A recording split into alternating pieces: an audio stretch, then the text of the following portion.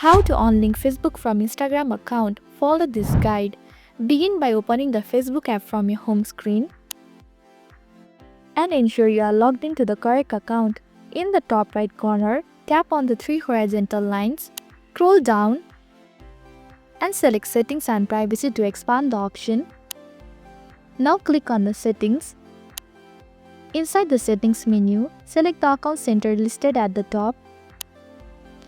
Once inside the account center, click on the Profiles.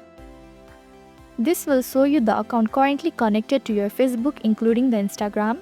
Tap on the account you wish to unlink.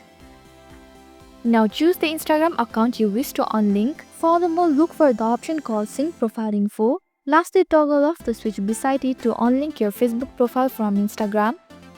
A confirmation prompt will appear. Tap on the Stop Syncing to confirm your action. And that's it. This is how to unlink Facebook from Instagram account.